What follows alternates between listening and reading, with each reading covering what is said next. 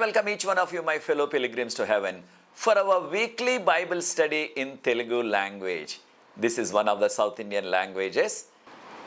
This is the first Sabbath school lesson study in this quarter. Now I will switch over to Telugu language. ప్రియ సోదరి సోదరులారా, మిమ్మల్ని అందరినీ కూడా మన వారపు బైబిల్ పఠనానికి ఆహ్వానిస్తున్నాను. ఈ యొక్క త్రిమాసంలో మొదటి పాఠం. మనందరికీ తెలిసిన రీతిగా మనము ఈ సంవత్సరంలో ఆఖరు త్రిమాసంలో అడుగుపెట్టాం. అనగా అక్టోబరు, నవంబరు, డిసెంబరు ఈ 3 నెలలు కూడా మనము యోహాను సువార్తను ధ్యానించబోతున్నాం. దేవుని యొక్క మహాకృపను బట్టి మనల్ని, మన కుటుంబాల్ని, సంఘాలని ఈ ఆఖరు త్రిమాసంలో అడుగుపెట్టే ధన్యత ప్రభు ఇచ్చారు. ప్రభుకే స్తోత్రాలు. మనల్ని అందరినీ కూడా ప్రభు సజీవ లెక్కల్లో ఉంచారు. గత త్రిమాసంలో మనం మార్కు సువార్తను ధ్యానించాం. ఈ 3 నెలలు కూడా యోహాను సువార్తను ధ్యానించబోతున్నాం. ప్రతి వారం కూడా రాబో 13 వారాలు మనము ఈ సంవత్సరం అంతం వరకు కూడా యోహాను సువార్తలోని అనేకమైన దివ్యమైన విషయాలు నేర్చుకోబోతున్నాం. కనుక ఈ యొక్క త్రిమాసానికి మన ఇంగ్లీష్ పుస్తకానికి ఇచ్చిన ఆ యొక్క ఇంగ్లీష్ హెడ్డింగ్ ఏంటంటే themes in the gospel of John అన్నారు. అనగా యోహాను సువార్తలో ప్రాముఖ్యమైన విషయాలు. యోహాను సువార్తలో ప్రాముఖ్యమైన విషయాలు. దీనిని రచించిన వారు ఎడ్వర్డ్ జింకీ, డాక్టర్ ఎడ్వర్డ్ జింకీ గారు. వీరితో కూడా నాకు పరిచయం ఉన్నది. వీరు ఇటీవల కాలంలోనే మేము పనిచేస్తున్న స్పైసర్ అడ్వెంటిస్ట్ యూనివర్సిటీకి వచ్చి మాతో 3 దినాలు ఇక్కడ గడిపి అనేక విషయాలు బోధించి వెళ్ళారు. వీరితో పాటు గత త్రిమాసంలో మనకి మార్కు సువార్తను రచించిన టామ్ షెపర్డ్ గారు కూడా ఈ యోహాను సువార్తలోని విషయాలు రాయటానికి వీరిద్దరూ కలిసి రచించారనమాట. డాక్టర్ ఎడ్వర్డ్ జింకీ గారు, డాక్టర్ థామస్ షెపర్డ్ గారు ఇద్దరు కలిసి రాశారు. ఈ పాఠాలన్నీ కూడా మన కొరకు, వారి కొరకు, వారి కుటుంబం కొరకు మనం ప్రార్థిద్దాం.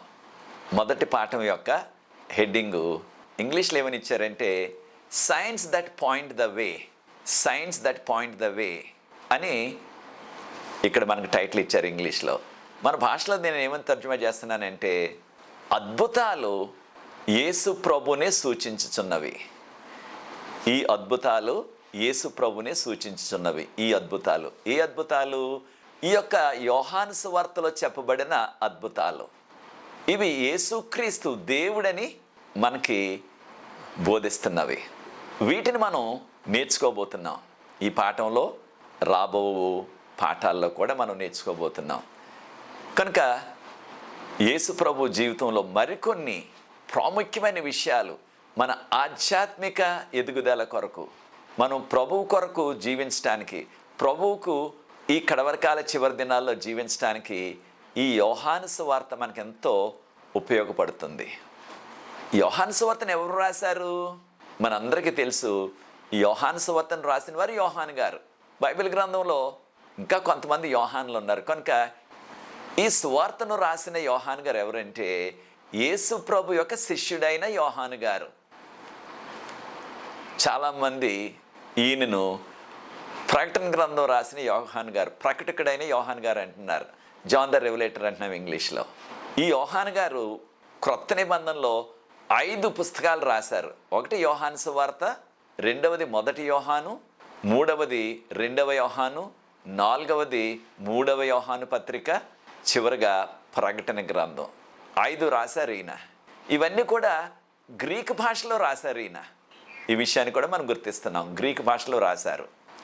ఈ యోహాను గారు యాకోబు గారి యొక్క తమ్ముడు. యాకోబు గారు, యోహాను గారు జెబెడీ యొక్క కుమారులు. వీరి యొక్క తల్లిగారి పేరు సలోమి. వీరిది బెత్సైడా అనే చిన్న గ్రామం, జాలర్లు నివసించే గ్రామం. 2012లో ప్రభు యొక్క మహాకృపను బట్టి ఈ గ్రామానికి వెళ్ళే అదృష్టాన్ని ప్రభు నాకు ఇచ్చారు. నాకు చూపు లేకపోయినప్పటికీ ఆ గ్రామంలో నడిచి కొంతసేపు గడిపి అక్కడ ప్రార్థించి వచ్చే ధన్యత ప్రభు నాకు ఇచ్చారు. ఈ గ్రామం నుంచే పేతురు గారు, ఆంద్రేయ గారు కూడా శిష్యులుగా వచ్చారు. కనుక శిష్యుల్లో 4 శిష్యులు. యోహాను గారు వారి అన్న యాకోబు గారు, పేతురు గారు వారి అన్న అయిన ఆంద్రేయ గారు. ఈ 4 కూడా ఈ బేత్సైడ్ అనే చిన్న గ్రామం నుంచి వచ్చారు. ఈ బేత్సైడ్ అనే గ్రామం కపెర్నహూముకు చాలా దగ్గర. కపెర్నహూము ఒక చిన్న పట్టణం ఆ రోజుల్లో, దానికి దగ్గరగా ఉండేది. ఇది గలిలయ సరస్సు. చాలామంది గలిలయ సాగరం అంటున్నారు. గలిలయ సాగరం కాదు, గలిలయ సరస్సు, మన కొల్లేరు సరస్సు లాగా. ఆ గలిలయ సరస్సు మంచినీటి సరస్సు, దాని ప్రక్కనే ఉన్నది. ఆ ప్రాంతం వారందరూ కూడా సరస్సు ప్రక్కనే ఉన్నది కనుక పెద్దది, 22 కిలోమీటర్ల పొడవది కనుక దానిలో చేపలు పట్టుకుంటూ ఎక్కువ మంది వారి జీవనం సాగించేవారు. యోహాను గారు కూడా వారి సహోదరుడైన యాకోబు గారితో పాటు, వారి యొక్క తండ్రి గారైన జెబెడీ గారితో పాటు వారికి కొంతమంది పనివారు కూడా ఉన్నారు. వీరికి సొంత పడవలు ఉన్నాయని కూడా వాక్యం మనకు సెలవిస్తుంది. వారు ఈ యొక్క జాలర వృత్తి చేసేవారు, చేపలు పట్టి అమ్మేవారు. వారిని యేసుప్రభు వారు నన్ను వెంబడించండి, మిమ్మల్ని నేను మనుషులు పట్టే జాలరగా చేస్తానన్నారు.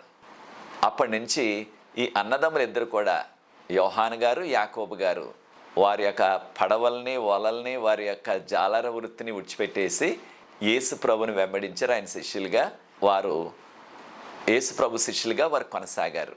శిష్యులందరిలో కూడా యోహాను గారు చిన్నవాడని మనకి చరిత్ర చెప్తుంది. బహుశా యేసు ప్రభు శిష్యుడు అయ్యేటప్పటికి ఆయనకి 17 లేక 18 సంవత్సరాలు అంతే.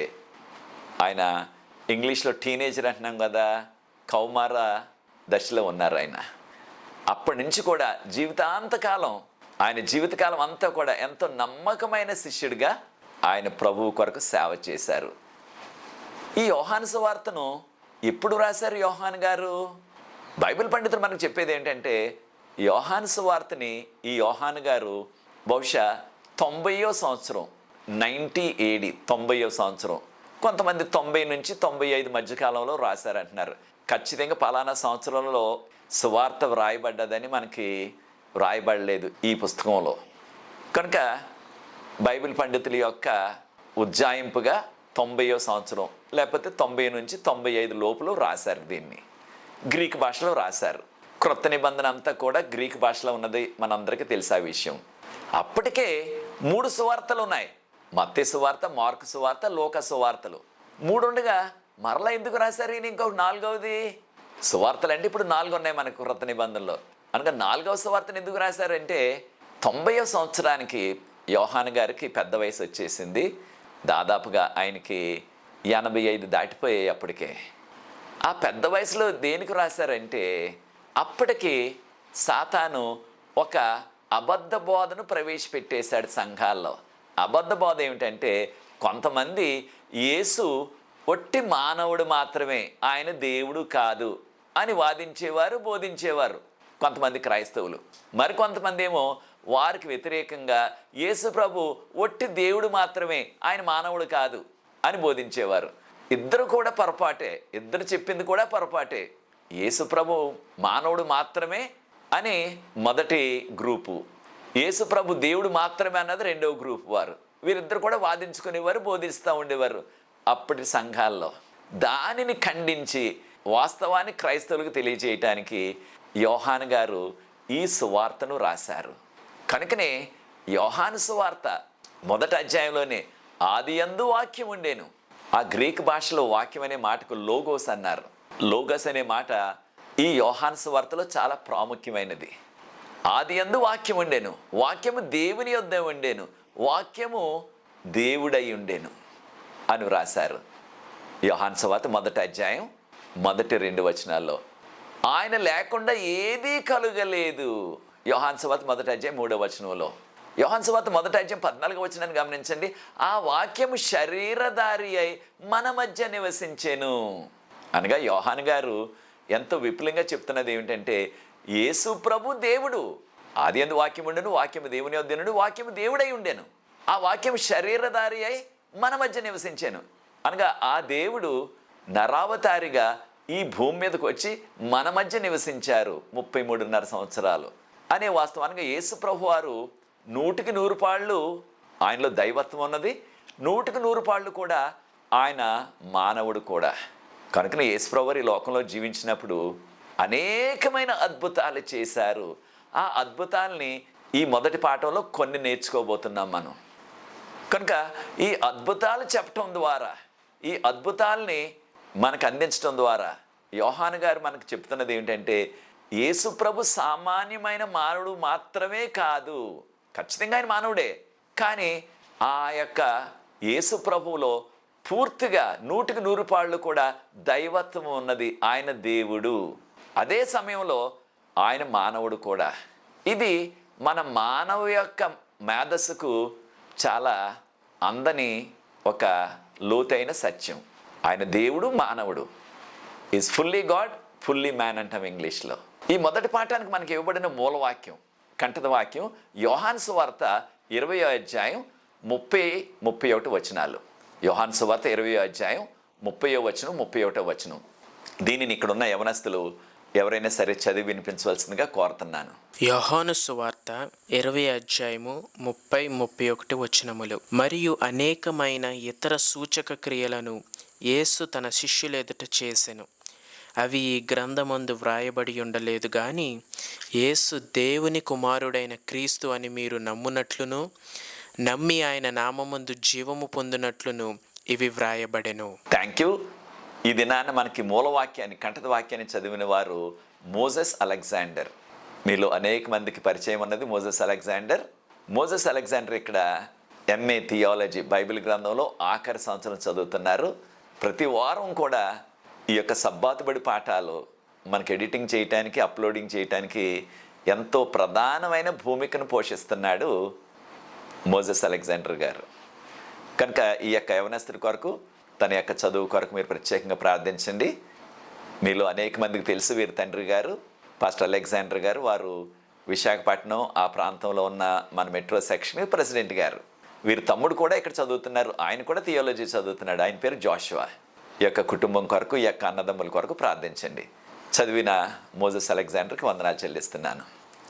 ప్రియ సోదరి సోదరులారా, ఈ యొక్క యోహాను సువార్తలో యేసు ప్రభు వారు కొంతమంది వ్యక్తులతో, ఒకే ఒక వ్యక్తితో, అనగా ఒక్కొక్క వ్యక్తి ఉన్నప్పటికీ వారితో యేసు ప్రభు సంభాషించారు, వారితో మాట్లాడారు. అయితే యేసు ప్రభుకి ఆ వ్యక్తి ఒక్క వ్యక్తి అయినా సరే వారి యొక్క రక్షణ, వారి యొక్క క్షేమము యేసు ప్రభుకి చాలా ప్రాముఖ్యం. కనుకనే యేసు ప్రభు వారు ఉదాహరణకు మొదటి అధ్యాయంలో నతానీయులతో మాట్లాడారు.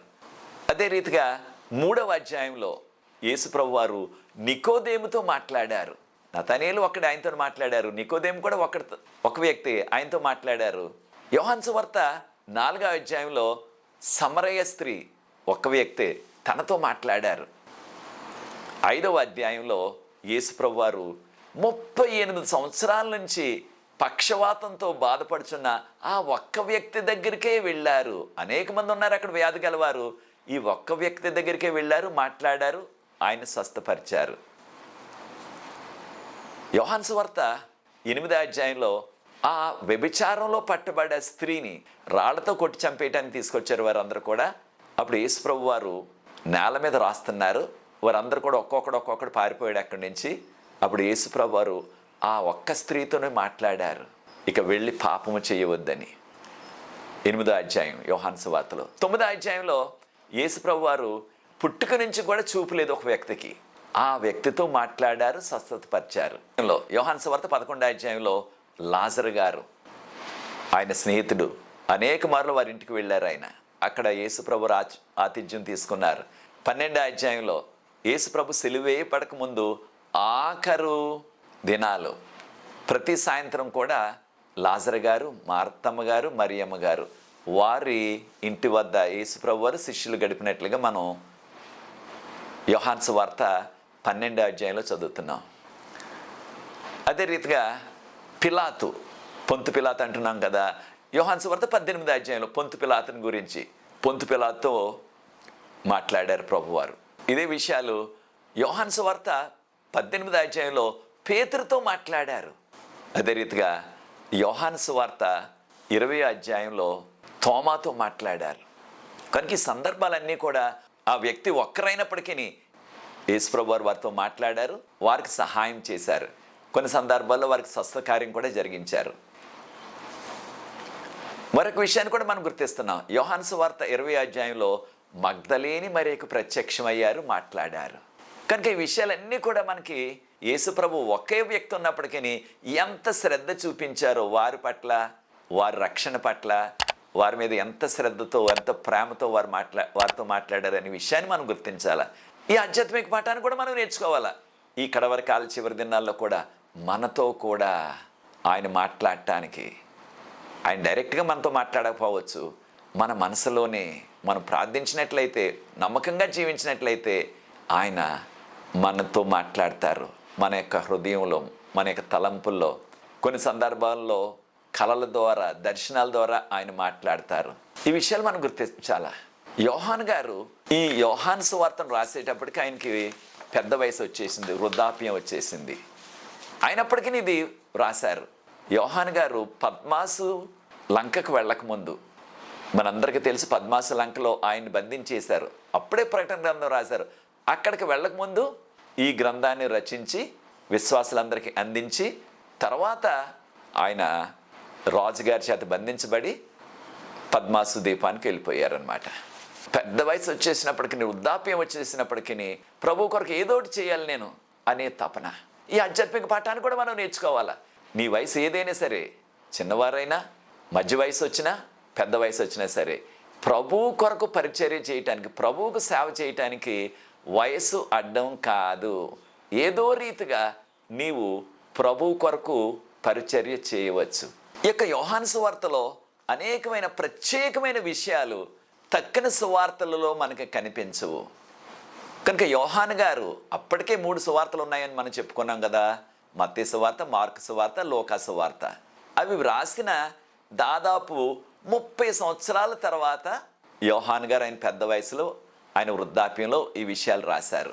దేని కొరకు రాశారు అనగా, ఈ యొక్క సువార్తలో ఉన్న యేసుప్రభు చేసిన ఆ మహత్కార్యాలు, వాటినే మనం అద్భుతాలు అంటున్నాం, లేకపోతే సూచక క్రియలు అంటున్నాం.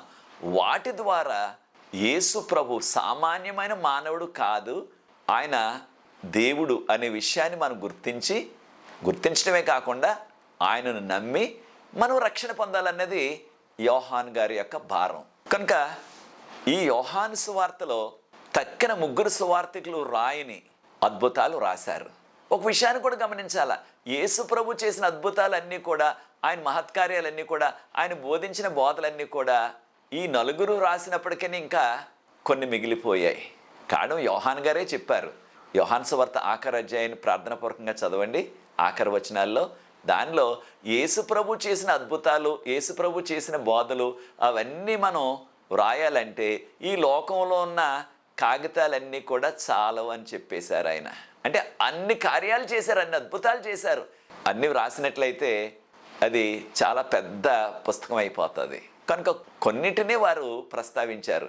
అంతవరకు తక్కిన 3 కూడా రాయని, మత్తయి గారు, మార్కు గారు, లూకా గారు ప్రస్తావించని అద్భుతాల్ని యోహాను గారు రాశారనమాట.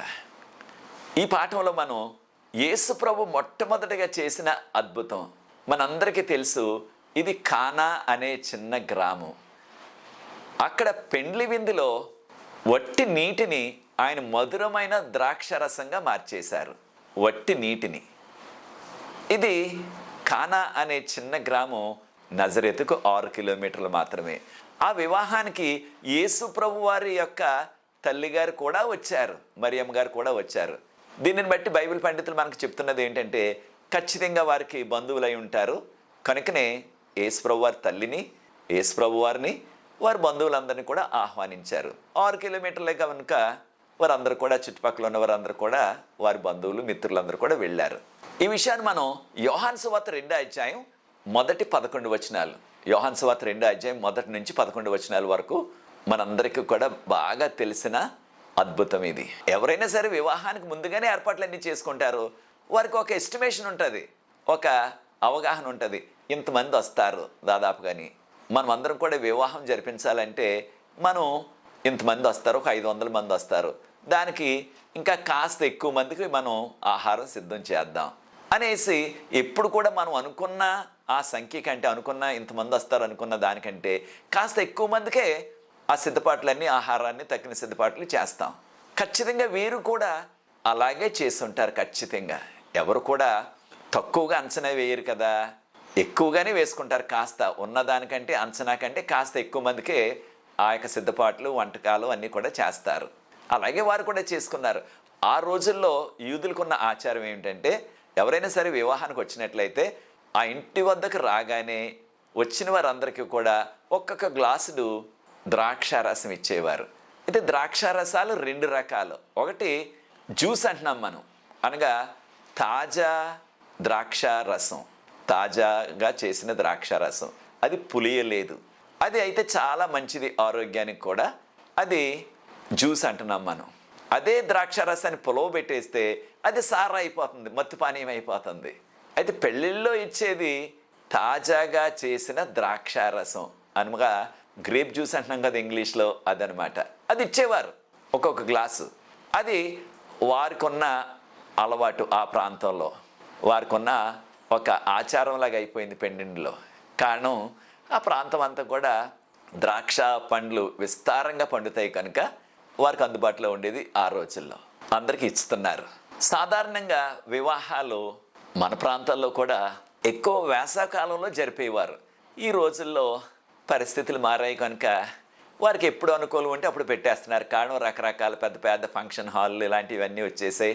పెద్ద పెద్ద హోటళ్ళు అందుబాటులో ఉంటున్నాయి. వచ్చిన వారికి వసతులు ఇవ్వటానికి ఈ యొక్క లోటు ఉండటం లేదు, ఏ లోటు కలగటం లేదు ఈ రోజుల్లో. కానీ కొన్ని సంవత్సరాల క్రిందట మన ప్రాంతాల్లో కూడా వివాహాలంటే వేసవకాలంలోనే జరుపుకునేవారు. కారణం ఎటువంటి ఇబ్బంది కూడా ఉండదు వాతావరణం విషయంలో. వచ్చిన వారికి ఆ వసతులు ఏర్పాటు చేయడానికి కూడా ఎక్కువ ఇబ్బంది ఉండదు వేసవకాలమే కనుక. ఖచ్చితంగా ఈ వివాహం కూడా ఆ ప్రాంతాల్లో కూడా వేసవకాలమే చేసేవారు. ఇశ్రాయేల్ దేశంలో కూడా వివాహాలు వేసవకాలంలోనే చేసేవారని చరిత్ర చెప్తుంది మనకి. ఎండ తీవ్రంగా ఉంటుంది వేసవకాలం. మన ప్రాంతాల్లో కూడా చాలా వేడిగా ఉంటుంది. మన ప్రాంతాలకి పోటీగా ఇశ్రాయేల్ దేశంలో ఇంకా వేడిగా ఉంటుంది. 2012లో మేము జూన్లో వెళ్ళాము అక్కడికి. అప్పటికే చాలా వేడిగా ఉంది. వారు అన్నారు, అయ్యా జూలై నెల ఆగస్టు నెల దారుణమైన ఎండ, ఇక్కడ చాలా వేడిగా ఉంటుంది. వారికి వేసవకాలం జూన్ జూలై ఆగస్టు సెప్టెంబరు ఈ 4 నెలలు ఎక్కువ.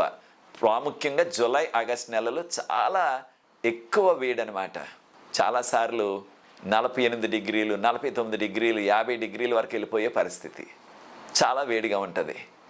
పెండ్లకు వచ్చిన వారు ఇంకో గ్లాస్ ఇవ్వండి, చాలా దాహంగా ఉంది, ఇంకో గ్లాస్ జ్యూస్ వేయండి అని అడిగారు అనుకోండి నోరు తెరిచి. లేదు లేదండి ఒకే గ్లాస్ ఇస్తాం, ఒకే గ్లాస్ పోస్తాం మేము, ఇంకో గ్లాస్ వెయ్యం అని చెప్పగలమా? బాగోదు కదా, మర్యాదగా ఉండదు కదా అలాగంటే.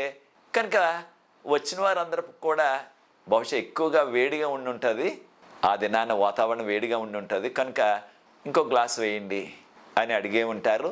తప్పక వారు ఇంకో గ్లాస్ వేయవలసి వచ్చింది. వచ్చిన వారంతా కూడా 2 గ్లాసులు జ్యూస్ తాగితే మరి వాళ్ళు ఉజ్జాయింపుగా ఎక్కువ మందికి తయారు చేసినప్పటికీ ఆ ద్రాక్షారసం జ్యూస్ అంతా అయిపోయింది. చాలా ఇబ్బంది వచ్చేసింది. వారి యొక్క ఇది పరువు ప్రతిష్టలకు సంబంధించింది. ఇంకా కొంతమంది వస్తున్నారు. వచ్చిన వారికి కాస్త కనీసం ఒక గ్లాస్ అన్న జ్యూస్ వేయకపోయినట్లయితే ఇదేం పెళ్ళి, ఒక గ్లాసు జ్యూస్ కూడా వేయలేని వారు ఎందుకు పిలవాలి వీళ్ళందరినీ కూడా, ఇదేం పెళ్ళి అని అందరు కూడా అంటారు. కనుక వారు పరువు ప్రతిష్ట అంతా కూడా మంట కలిసిపోయే పరిస్థితి వచ్చేసింది. చాలా ఇబ్బంది పడిపోతున్నారు వారు. ప్రస్తుతం కాలంలో అయితే వెంటనే ఎవరైనా సరే కాస్త బైక్ మీదో కారు మీదో పంపించి ఆ దగ్గర ఉన్న పెద్ద షాపుకి వెళ్ళి ఒక 2-3 పెద్ద పెద్ద బాటిల్ తెచ్చేసి వేసేయచ్చు. మనం దగ్గర ఉన్న పెద్ద షాప్కి వెళ్ళి వెంటనే ఆ జ్యూస్ బాటిల్ అన్నీ కూడా పట్టుకొచ్చేసి వేసేయచ్చు. మరి ఆ రోజుల్లో అలా కుదరదు. ఆ రోజుల్లో అటువంటి పరిస్థితి లేదు. ఆ గ్రేప్ జ్యూసు ద్రాక్షారసం చేయాలంటే ఖచ్చితంగా చాలా టైం పడుతుంది.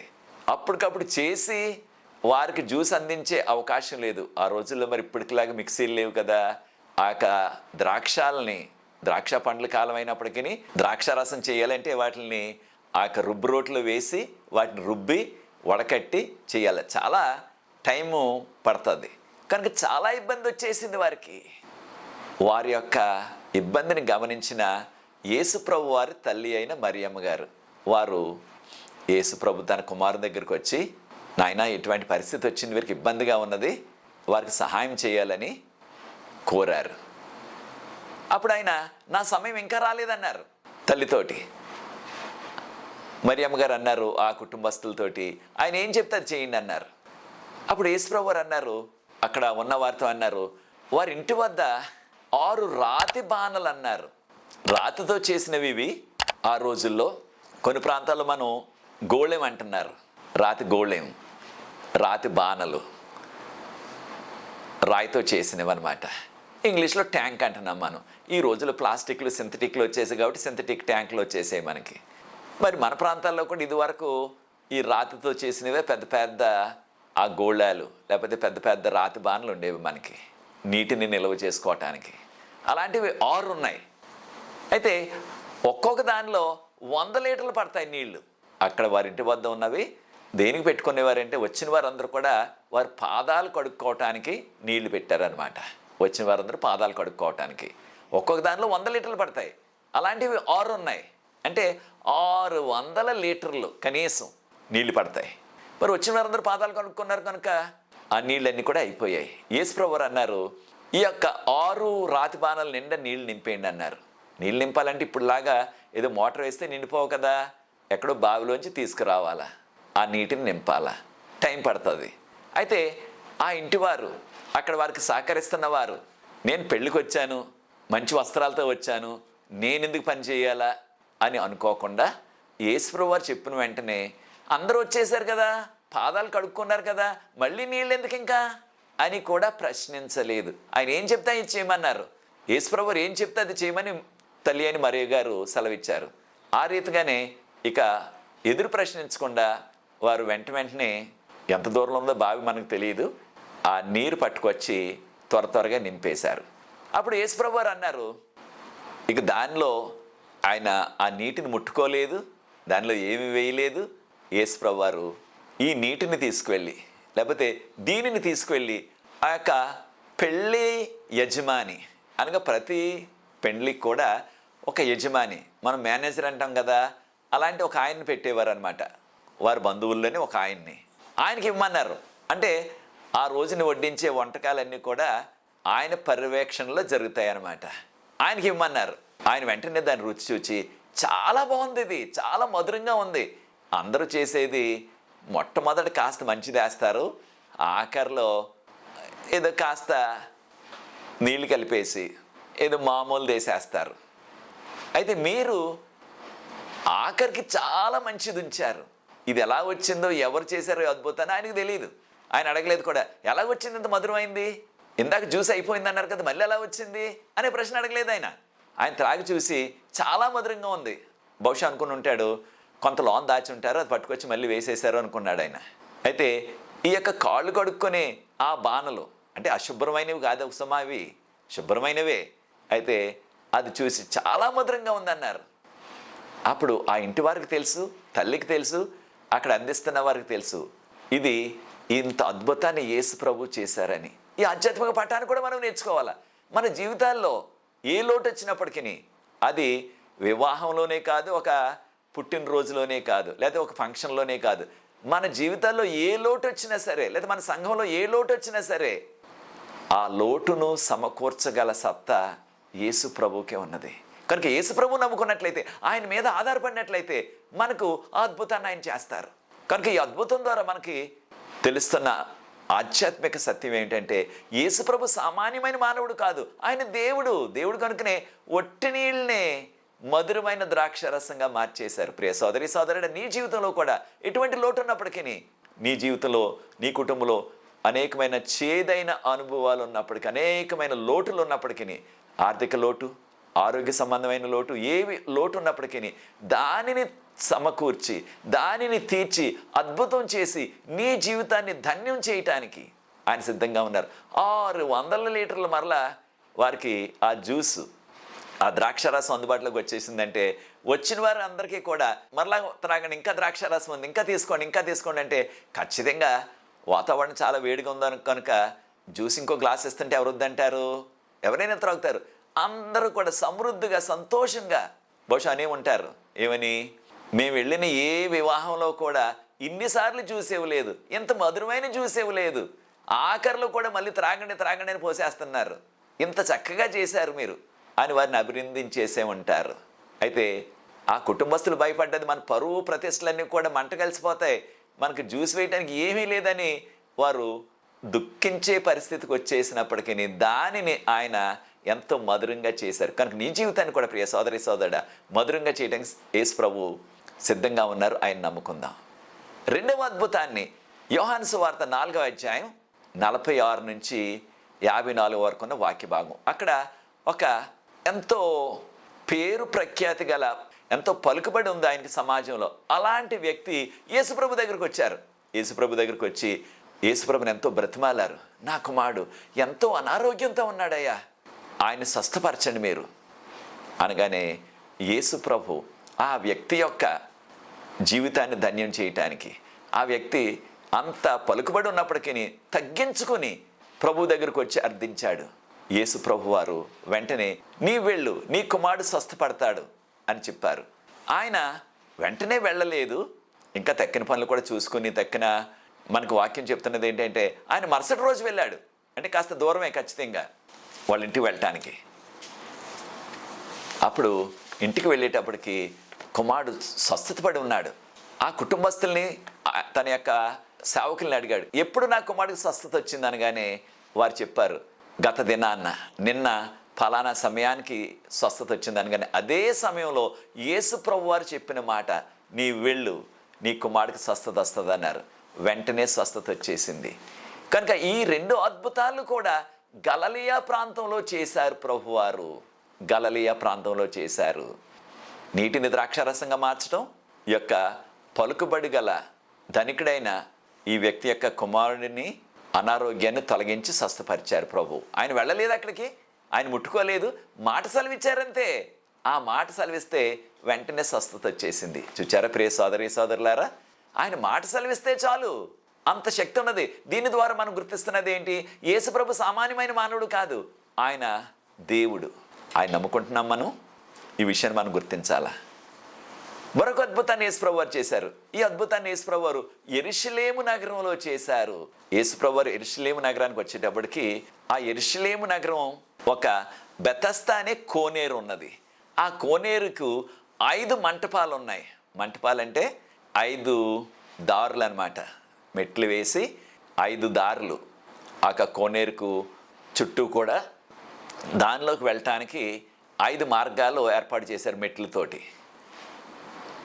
ఈ విషయాన్ని మనం యోహాను సువార్త 5వ అధ్యాయం మొదటి 9 వచనాల్లో చదువుతున్నాం. ఈ అద్భుతాన్ని, అది అక్కడ జరిగే అద్భుతం ఏంటంటే దేవదూత వచ్చి ఆ కోనేటిలోని నీటిని కదిలించేవారంట. దేవదూత ఎవరికి కూడా కనిపించలేదు, కానీ ఆ నీరు కదిలించబడటం వారికి కనిపించేది.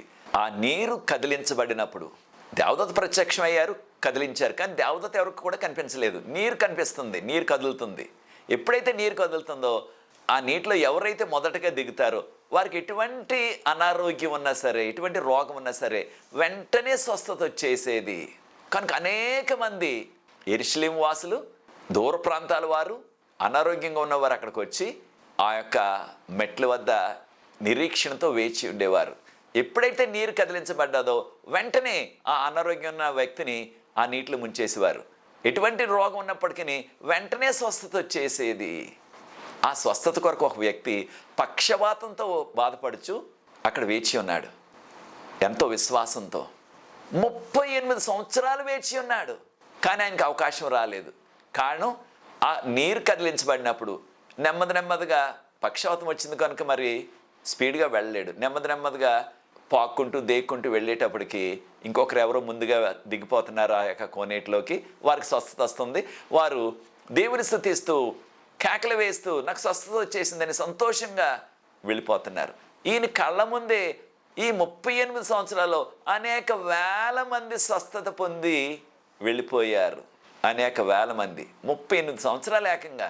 ఆ 38 సంవత్సరాలు కూడా ఆయన నిరాశపడలేదు. ఈరోజు అవకాశం రాలేదు, రేపు వస్తుంది నాకు, రేపు నేను స్వస్థత పొందుతాను, ఇంకొక మరుసటి రోజు వస్తుంది నాకు. ఆ నిరీక్షణతోటే వేచి ఉన్నాడు అక్కడ. ఎంత ఓపిక చూడండి, ఎంత విశ్వాసమో చూడండి. ఈ ఆధ్యాత్మిక సత్యాన్ని కూడా మనం నేర్చుకోవాలా. మనం ప్రార్థిస్తున్నప్పుడు అనేక మార్లు మన ప్రార్థనకి వెంటనే జవాబు రాకపోయినట్లయితే మనం నిరాశపడిపోయి విశ్వాసాన్ని విడిచిపెట్టేసి ఆలయానికి వెళ్ళటం మానేసి, మందిరానికి వెళ్ళటం మానేసి, చర్చికి వెళ్ళటం మానేసి ప్రార్థన చేసుకోవటం మానేసి వారు లోకస్తులైపోతున్నారు. ప్రియ సోదరి సోదరుడా, నీవు కూడా అటువంటి పరిస్థితిలో ఉన్నావా? ఈ వ్యక్తి అక్కడే ఉన్నాడు. యేసుప్రభు వారు వచ్చారు. యేసుప్రభు వారు వచ్చి, నువ్వు స్వస్థత పడాలనుకుంటున్నావా అని అడిగారు. ఆ వ్యక్తి అన్నాడు, అయ్యా, ఈ నీరు కదిలించబడినప్పుడు నాకు సహాయం చేసి నన్ను ఆ నీటిలో ముంచడానికి ఎవరూ లేరండి నాకు అన్నాడు. మరి ఎవరు లేకపోయినట్లయితే ఎలా జీవించాడు 38 సంవత్సరాలు అక్కడ? నాకు ఎవరు లేరు అంటున్నాడు. అది వాస్తవమే. మరి ఎలా జీవించాడంటే ఖచ్చితంగా భిక్షాటన చేసుకునే జీవించాడు. పాపం ఎవరు లేరు ఆయనకి. 38 సంవత్సరాలు ఎవరుంటారు ఆయనతోటి? ఎవరికైనా అనారోగ్యంగా ఉందనుకోండి, ఆసుపత్రిలో కొన్ని రోజులైతే వారి దగ్గర ఉంటారు, వారి చుట్టాలు, వారి యొక్క స్నేహితులు. కొన్ని వారాలు నెలలో ఆసుపత్రులు అలాగే ఉండిపోయారు అనుకోండి వైద్యం కొరకు. వారు ఏదో వైద్యం చేస్తున్నారు, కొన్ని వారాలు ఉండిపోవాల్సి వచ్చింది, కొన్ని నెలలు ఉండిపోవాల్సి వచ్చింది. కొన్ని సందర్భాల్లో ఎవరుంటారు ఇక? వారి పనులు మానుకొని ఎవరు లేరు. ఈయనకి భిక్షాటన చేసుకుని జీవించాడు. అయితే ఒక విషయాన్ని మనం గుర్తించాలి. భిక్షాటన చేసుకుని జీవించినప్పటికీ విశ్వాసంలో ఉన్నాడు. భిక్షాటన చేసుకున్నాడు కానీ విశ్వాసం ఉన్నది దేవుని మీద. అయితే ఆ ప్రక్కనే ఉన్నది మందిరం. దానిలో ఆ మందిరంలో ఎంతోమంది యాజకులు ఉన్నారు. ప్రధాన యాజకుడు ఉన్నాడు, అక్కడ శాస్త్రులు పరిచయాలు ఉన్నారు. వారు ఎంతో పెద్ద పెద్ద పదవుల్లో ఉన్నారు ఆ మందిరంలో, యెరూషలేము మందిరంలో. వారిలో విశ్వాసం లేదు. పదవులు ఉన్నాయి, డబ్బు ఉంది, పలుకుబడి ఉంది, అధికారం ఉంది వారికి. ఆ ప్రక్కనే బెతస్తా కోనేరు ప్రక్కనే ఆ గోడ ఉంది, గోడ ప్రక్కనే ఆలయం.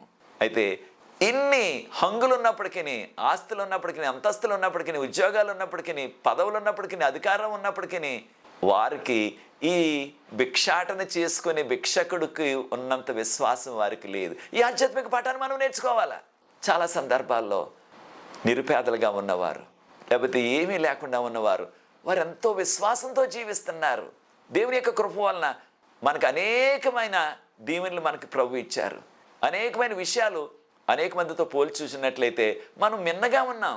ఇన్ని ఉన్నప్పటికీ మనకు అంత విశ్వాసం కనిపించట్లేదు, అంత విశ్వాసం లేదు. మందిరానికి వెళ్ళట్లేదు ఆరాధించడానికి.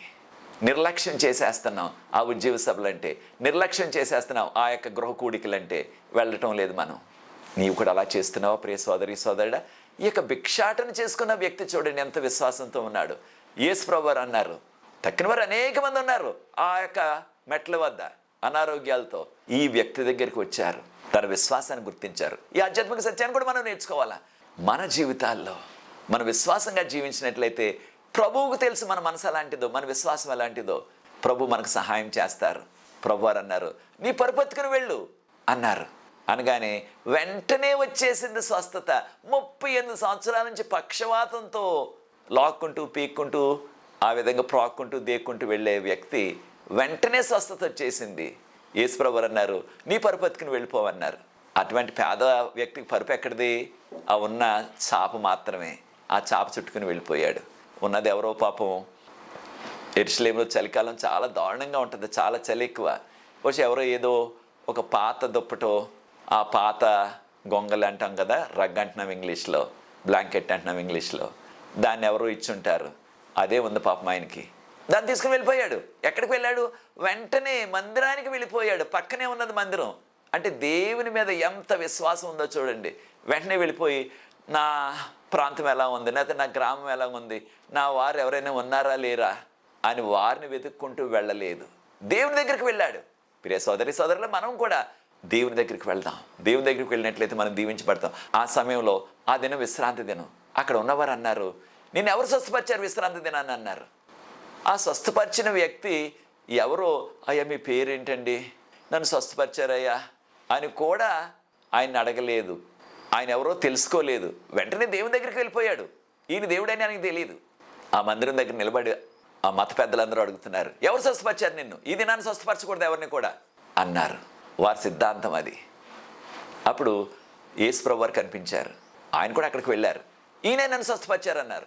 యేసుప్రభు వారు అన్నారు, నీవు వెళ్ళి ఇక నువ్వు ఎటువంటి పాపం చేయొద్దు అన్నారు. నువ్వు ఒకవేళ పాపం చేసినట్లయితే నీకు మరలా ఎంతో దారుణమైన పరిస్థితి ఏర్పడుతుంది మీకు అన్నారు. అనగా ఆయనకు వచ్చిన ఆ యొక్క అనారోగ్యం ఆయన చేసిన అతిక్రమం వలన, పాపం వలన వచ్చినది.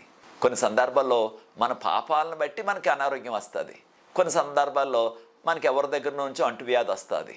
అయితే ప్రభువారు స్వస్థత ఇచ్చారు, పాపాలు క్షమించారు.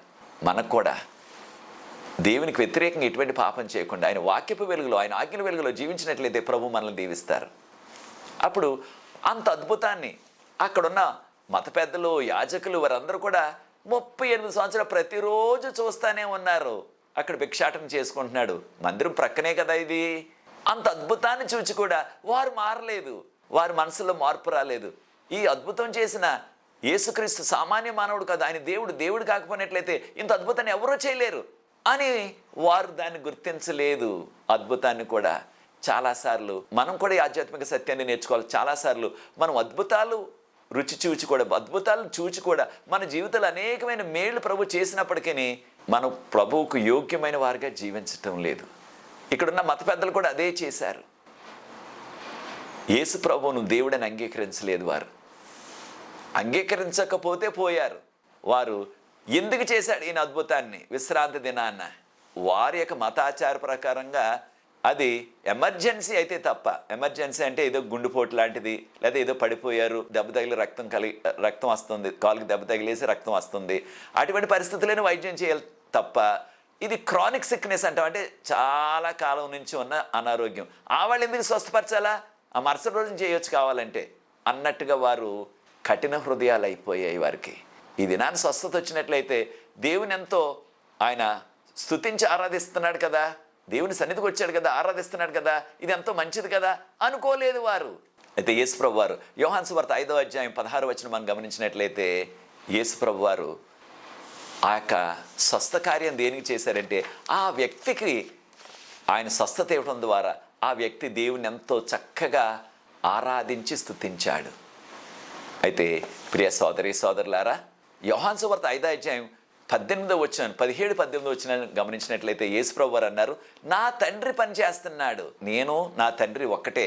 యోహాను సువార్త 10వ అధ్యాయం 30వ వచనం మనం గమనించినట్లయితే నేను నా తండ్రి ఏకమై ఉన్నామన్నారు ప్రభువారు. మనందరికీ తెలిసిన రీతిగా దేవుడు ఆయన 7 దినాలు కూడా 24 గంటలు కూడా ఆయన పని చేస్తూనే ఉంటారు.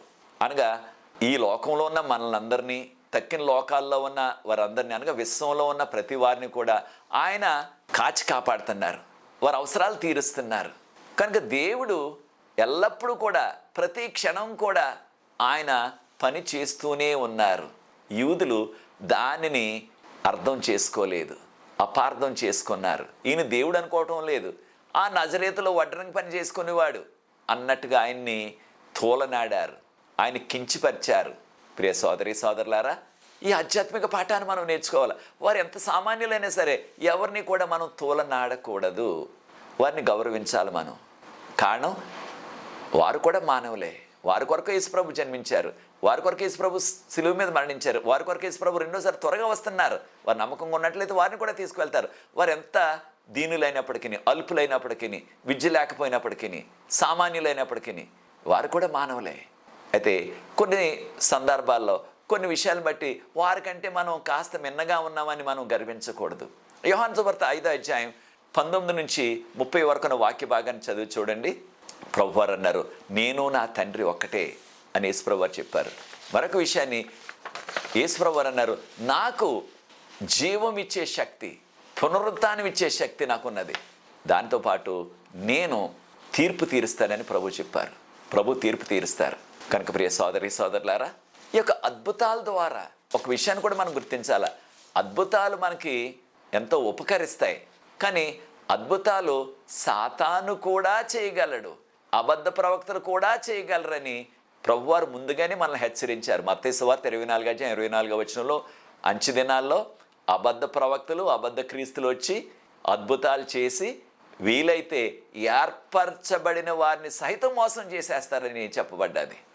అద్భుతాల ద్వారా అనేక మంది మోసపోతున్నారు, సాతాను చేసే అద్భుతాలు. అయితే ఒక విషయాన్ని మనం గుర్తించాలా, ఇది దేవుడు చేస్తున్న అద్భుతాలు, ఇవి కొంతసేపు ఉండి మాయమైపోయేవి కాదు. అయితే యేసు ప్రభు దేవుడు కనుక ఇటువంటి అద్భుత కార్యాలు కోకొల్లలుగా చేశారు. ఆయన ఆ రోజుల్లోనే 2000 సంవత్సరాల క్రిందటే కాదు అటువంటి అద్భుతాలు చేసే శక్తి. యేసు ప్రభు నిన్న నేడు నిరంతరము ఏకరీతిగా ఉన్న దేవుడని మనము హెబ్రీయులకు రాసిన పత్రిక 13వ అధ్యాయం 8వ వచనం నుంచి చదువుతున్నాం. కనుక ప్రియ సోదరి సోదరులారా, ఈ కడవరి కాల చివరి దినాల్లో కూడా మనల్ని దీవించడానికి, మనకు స్వస్థత ఇవ్వటానికి, మనల్ని ఆశీర్వదించడానికి ఆయన సమర్థుడు, ఆయన సత్తా కలిగి ఉన్నారు ఆయన. కనుక యేసుప్రభు దేవుడని, యేసుప్రభు మన రక్షకుడని, మన కొరకు సెలువు మీద మరణించారు, లేచారు, మరలా పరలోకం వెళ్ళారు, త్వరలో నేను వస్తానని వాగ్దానం చేశారు. ఆ ప్రభువు రాకడ కొరకు మనం అందరం సిద్ధపడాలి. ఆయన వచ్చి పర్యంతరం యేసు ప్రభువుని నమ్ముకుని ఆయనకు యోగ్యమైన కుమారులుగా, కుమార్తెలుగా జీవిద్దాం. అది నీ నిర్ణయం అయినట్లయితే నాతో ఏకీభవించండి, ప్రార్థించి ఈ యొక్క మొదటి పాఠాన్ని, యోహాను సువార్తలో ఉన్న మొదటి పాఠాన్ని ఈ యొక్క త్రిమాసంలో ముగిస్తాను. ఈ దీన పరిచర్య కొరకు మీరు ప్రార్థించండి. నాకు సహకరిస్తున్న యవన బిడ్డల కొరకు ప్రార్థించండి. ప్రార్థన. పరిశుద్ధ ప్రేమగల మా తండ్రి, మీకు స్తుతులు, స్తోత్రాలు, వందనాలు చెల్లిస్తున్నాం. మమ్మల్ని, మా కుటుంబాలు మీరు దీవించి ఈ ఆఖరి త్రిమాసంలో ప్రవేశపెట్టారు. యోహాను సువార్తను ధ్యానించే ధన్యత మాకు ఈ త్రిమాసంలో ఇస్తున్నారు. వందనాలు చెల్లిస్తున్నాం. ఈ కార్యక్రమాన్ని వీక్షిస్తున్న వారు, ఈ వీడియోని ఇతరులకు పరిచయం చేస్తున్న వారిని ఆశీర్వదించండి. నాకు సహకరిస్తున్న యవన బిడ్డలను దీవించండి. దీన పరిచర్య ఇంకా కొనసాగటానికి నీ కృపను మాకు అనుగ్రహించవలసిందని, మీరే మహిమ ఘనత తెచ్చుకొనవలసిందని యేసుప్రభు వారి పరిశుద్ధమైన నామమును బట్టి ప్రార్థిస్తున్నాను తండ్రి. ఆమేన్. ప్రియ సోదరి సోదరులారా, దేవుని చిత్తమైనట్లయితే ఆయన కృపలో వచ్చే పాఠంలో, రెండో పాఠంలో, యోహాను సువార్తలో మరికొన్ని సత్యాలు మనం నేర్చుకోబోతున్నాం. అంతవరకు ప్రభు కృప మనందరికీ తోడైండును గాక. God bless you.